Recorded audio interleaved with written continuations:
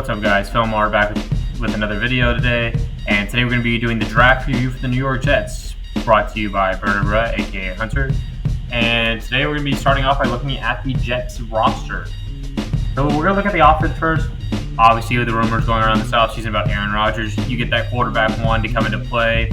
Zach Wilson really has not looked like that guy at all since being drafted out of BYU, which really just shows you that pro days can be very misleading for teams, because Zach Wilson has been very bad since being in the NFL. You look at running back, Breece Hall really busted on the seed last year before his season-ending injury.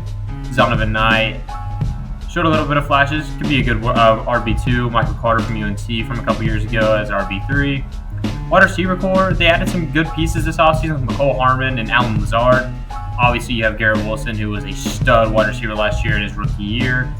Corey Davis hasn't really been that guy since coming over to the Jets, but I mean, he could be a serviceable wide receiver 3, 4. They really need Allen Lazard to be in that 2 spot. Denzel Mims, still don't know if he even makes camp, just because of the fact they've been talking about trading him ever since they drafted him. At tight end, obviously you have guys like Tyler Conklin and CJ Uzomah, your vets, but you also have a young kind of guy that you could look forward to in the future with Jeremy Ruckert at Ohio State.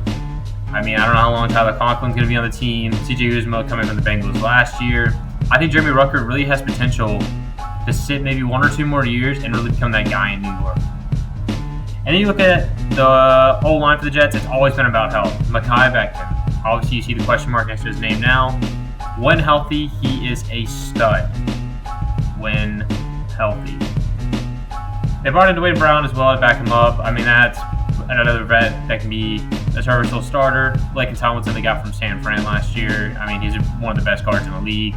Center, I mean, their starter and their backup, it's definitely replaceable and probably upgradable if they can. Elijah Vera Tucker from USC, always been a guy for a couple years now. Same kind of deal with him though when it comes to health. He has to stay healthy. But I mean, rounding it out with Max Mitchell, the O-line's not bad. It's really not bad at all. Maybe look for an upgraded center in this draft. Not a whole lot in this draft in center though. But the offense in general, if they can complete the Aaron Rodgers deal, is a good offense. Then you look at the defense. You have the vet Carl Lawson, who's been in the league for a while now. Also had some injury bug problems, but when starting, I don't know if you want to put him over Jermaine Johnson to start the year. Jermaine Johnson was drafted in the first round last year at Florida State. Either way, even if Carl Lawson starts over him, their edge rushing core with John Franklin Myers and Michael Clemens, it's a good 4-5. Also, if you include Bryce Huff, then you have Bradley and Nay at the end. He was drafted by the Cowboys a few years ago, but never really worked out. The interior line, obviously you have Quentin Williams.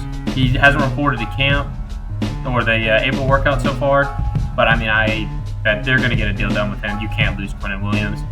Solomon Thomas, kind of been a guy that's bounced around a lot. Quentin Jefferson. It's not a great DT group behind Quentin Williams, but it's a serviceable one. And then when you look at the linebacker group with Quincy Williams, the brother of Quentin Williams, could be a starter for them in the long term. Then CJ Mosley, obviously another vet, came from the Ravens a few years ago. Hasn't really lived up, but had a good year last year and is looking to keep going with that. Jermaine Sherwood, Chaz Surratt, kind of guys that are just fillers right now. If you could find somebody in the draft to replace them, you would. And then you look at the secondary. I mean, the secondary for the Jets is really, really good. They went out and got Chuck Clark this offseason to go with Jordan Whitehead they got 2 years ago from Tampa Bay. That strong safety, free safety duo, if they can stay healthy, is really good. Ashton Davis has had his ups and downs. I know a lot of Jets fans hate him, but some Jets fans do really love him. He just had a tackling problem, really, but I mean, as your safety 3, that's a pretty good fit for him. And then obviously you got Sauce and DJ Reed, 2 of the better corners in the game, and you have them on the same team. It's a nasty secondary duo, especially when you have Bryce Hall, Michael Carter as well in that secondary, even a guy like Brandon Echols. It's just really good defense overall. There's some holes, but it's not really holes. It's more just getting some depth pieces. You probably want another linebacker, probably want another DT. But I mean, that secondary, there's really nothing to add unless you want another corner later on. This team does not have a lot of holes at all. But we're going to get into a mock draft now. All right, so now we're going to do a mock draft for the Jets. They don't have a lot of picks in this draft. They got their 1 first rounder, a couple of second rounders, And then the rest of the draft, it kind of varies. They don't really have a lot, so they're going to have to be very prestige with what they do with their picks. Let's go ahead and get started with the pick at 13. It's going to be interesting to see what's really on the board. As much as one of those top corners would be nice, they don't need help there. I mean, I don't think you take a chance on Will Levis, even if you miss out on Aaron Rodgers. Will Levis has not really been a guy that's that high. Kind of been overrated this entire draft season. Skoronski and Jones, I mean, two really good tackles, but they don't really need tackles unless you want to replace Max Mitchell, which is not bad if you do. But I don't know if you want to waste a pick on it, depending on what's on the board. Getting an interior defensive line like Brian from Clemson would help. Maybe you go with a Derek Hall to try and get more edge rushing depth. You know, it's really tough here for the Jets at 13. But honestly, I kind of like the idea of them taking a tackle and, you know, making Max Mitchell try and earn that starting job. So getting Peter Skoronski out of Northwestern is a great pick to start. Him and Max Mitchell could both go at it at left tackle or right tackle, depending on the health of Mekhi Becton. I mean, even if Mekhi Becton does go down, you can have Max Mitchell start on one side and Peter on the other. It's an odd board for the Jets. Maybe just go BPA when it comes to their pick. It really just comes down to who's on the board. And with two back-to-back picks early on in the second round, it's going to be good. But even if they do get Aaron Rodgers, they might not even have this 13th overall pick, depending on what happens before the draft. So now you're looking, do you want to add a Jordan Addison? You know, do you really need a wide receiver? No. But to go with Garrett Wilson, to go with your Allen Lazard, maybe you get rid of Corey Davis and draft Jordan Addison. I mean, that's not a bad idea either here to start off the second round. And I think that's what we're going to end up doing as well, getting Jordan Addison on this team. And then as well as we're going to fill up that linebacker need by taking Trenton Simpson out of Clemson. You get two guys, especially with Trenton Simpson, who's going to come in and be probably a day one starter for this team because how they're weak outside of C.J. Mosley and Quincy Williams. And then Addison, I mean, to go with a guy like Breece Hall in the backfield and then most likely Garrett Wilson, maybe Allen Lazard, that's probably your 1, 2, 3 wide receivers with Jordan Addison in there. I don't think Addison fails to beat out Corey Davis or McCole Hardman, who's probably just going to be another return man for the Jets long term. He was nothing really special in Kansas City. Not going to really be anything special in New York either, depending on their offense. And it's really just going to come down to the Jets on if Aaron Rodgers is going to be done. And there's a report that came out the other day that it's New York or nothing for Rodgers, which kind of brings concern if you're a Green Bay fan. But, I mean, if the Jets don't get Aaron Rodgers, I don't think you can go with Zach Wilson to start the year. It's just going to lead to another bad year. He hasn't done anything since being in the league. Maybe if you don't get Rodgers, you try to trade up from 13 into the top 10 and maybe get a guy like Anthony Richardson. But the Jets, they are really riding on Aaron Rodgers this year to be successful, and I don't know if it's really going to work out for him. But here at 113, don't really need to go linebacker again, even though more depth would be not bad. There's a whole bunch of corners on the board. But if you're here at the Jets, getting a guy like Emil Ekiyor, an interior line help, can be pretty good. Obviously, you had Laken Tomlinson and Elijah Vera Tucker. Not something you really need, but he's a guy that maybe you want to move to center one day. Maybe there's someone else in that line you want to slide over. Or even if you just want Emil to be a backup, I mean, that's a really good day 3 pick for the Jets. I mean, he showed flashes at Bama, never really became that star that people wanted him to become. But, I mean, for any team, really, for a day 3 pick early on, Emil is a very, very, very underrated prospect in this draft.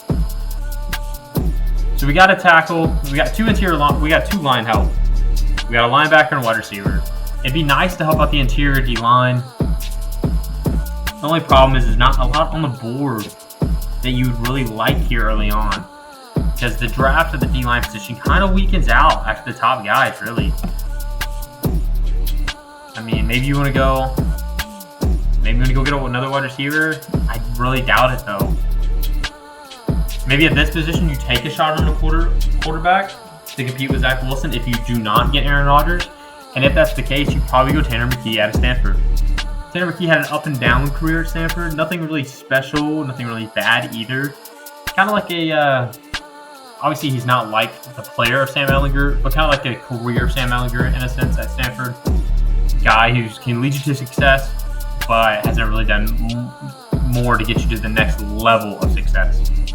And for a Jets team, I mean, that hasn't been to the playoffs in, 11 years now? It kind of just fits the memo there in New York. Nothing really special. But then they only have one more pick left in the draft at 209. They don't have a lot of picks in the draft. So, I mean, even if you do trade for Rodgers, you're going to lose a lot of what you have right here when it comes to draft availability. You probably lose 13, probably lose one of the 240 picks, and probably a future first-round pick, I imagine, depending on what Green Bay really wants. If I'm the Jets, I don't know if I'd be willing to give up that much for a quarterback who's probably one and done in New York just because of his age. But we will see. Pick here again at 209, the last pick of the draft for the Jets. I think at this position it's pretty much a shot in the dark. And you pretty much just take DPA, which is obviously Nick Herbert here in round 6. So to fill out the draft for the Jets, really, I mean, you get your 2 offensive lineman help. Peter Skoronski, will he really start for the Jets? Hard to imagine, but I do think he can beat out Max Mitchell day 1 and be that guy. And then obviously Jordan Addison, you get him to pair with obviously Garrett Wilson and Alan Lazard. That's a really, really, really good 1-2-3. Trenton Simpson to go next to CJ Mosley, a linebacker. I feel like that's going to be really good for Simpson, especially to learn. And I like how the Jets use their linebackers in kind of a stretch role. And then Emil, it's more of a depth piece. Tanner McKee, you just get a training camp backup quarterback. Maybe he can compete with Zach Wilson, even if they do bring Rodgers in. And then obviously you get more edge help with Nick Herbert out of Wisconsin. This has been the Jets draft preview. Thank you so much for watching. And if you enjoyed, make sure to like and subscribe. We'll see you in the next one.